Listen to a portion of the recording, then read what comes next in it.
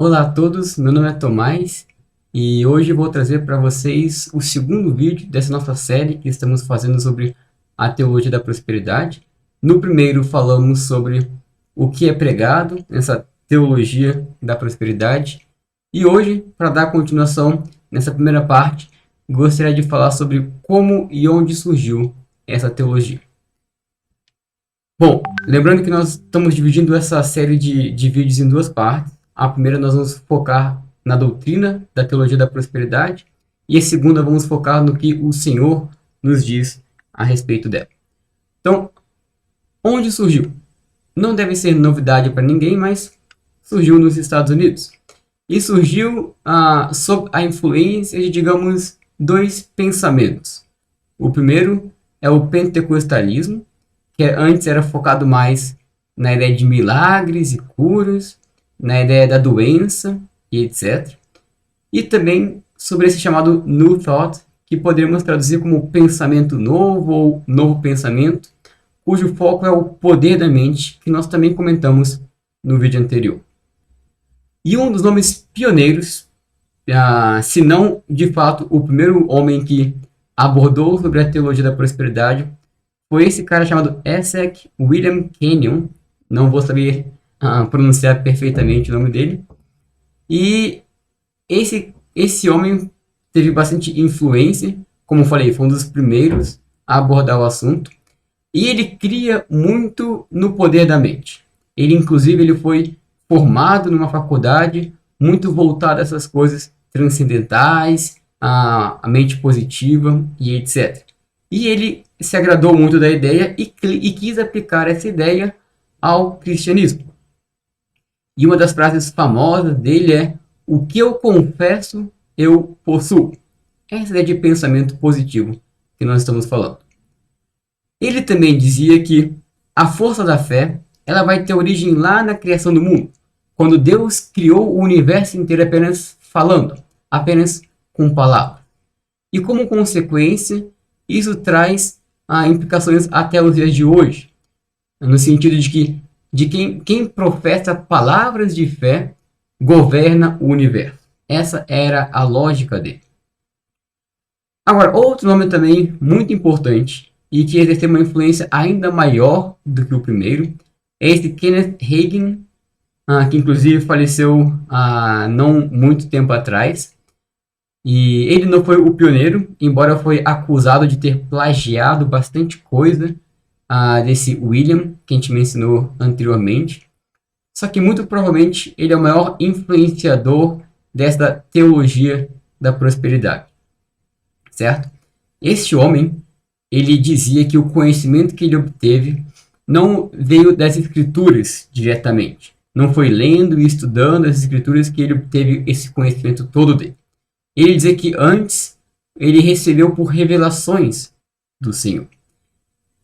Já de cara, nós vemos um grande problema logo na origem, na fonte dessa famosa teologia da prosperidade. Paulo vai deixar bem claro para os Gálatas que tudo que vem além daquilo que nos foi revelado deve ser amaldiçoado, deve ser ignorado. Paulo vai dizer, se quiserem acompanhar comigo lá em Gálatas 1, versículos 8 e 9, o seguinte: mas ainda que nós, ou mesmo um anjo vindo do céu, vos pregue evangelho que vá além do que vos temos pregado, seja anátema. Assim, como já dissemos, e agora repito, se alguém vos prega evangelho que vá além daquele que recebestes, seja anátema. Ou seja ignorado, seja amaldiçoado. Então, Paulo está dizendo que, mesmo se a maior autoridade entre os homens, que nós sabemos foram os apóstolos, os 12, disser algo que vai além do que já foi revelado, deveria ser amaldiçoado e ignorado. Então, se existe algum homem que alega ter alguma autoridade semelhante ou superior ao dos apóstolos, e se ele prega algo que vai além do que nós já temos na Bíblia, não devemos dar atenção a ele. E Paulo também diz que mesmo se for uma mensagem celestial, um anjo veio do céu e pregou algo diferente, além do evangelho de Cristo, tal anjo também deve ser amaldiçoado e ignorado. Ou seja, não importa se este homem se alegava uma autoridade ou se este homem alegava alguma mensagem do céu.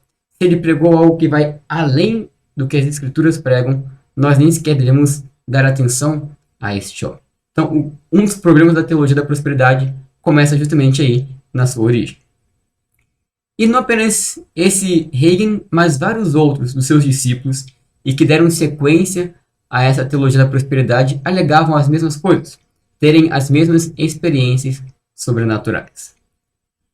Agora, este homem, ele também ensinava que, assim como a doença não representava a vontade de Deus, que era o que o pentecostalismo pregava, ele ia além. Não apenas a doença não expressa a vontade de Deus, mas a pobreza do fiel também não representa a vontade de Deus. Deus não quer nem que o homem seja, que seu filho seja nem doente, nem pobre. Então, esses são dois nomes importantes. Na década de 60, essa doutrina vai ganhar bastante força nos Estados Unidos, e vão surgir vários outros pregadores e evangelistas e evangélicos americanos, e muitos vão começar a investir no teleevangelismo. Ok, mas e no Brasil? Quando isso começou? Por onde isso entrou? Bom, no Brasil, a teologia da prosperidade começou a ganhar força na década de 70. Ela entrou no Brasil por meio da Igreja Universal, a famosa Igreja Universal. Só que, após a Universal ter dado o primeiro passo, várias outras igrejas e denominações abraçaram também essa doutrina. Poderíamos destacar a Igreja Internacional da Graça de Deus, Fé na Nossa Terra, a Ministério Palavra da Fé e outros ainda.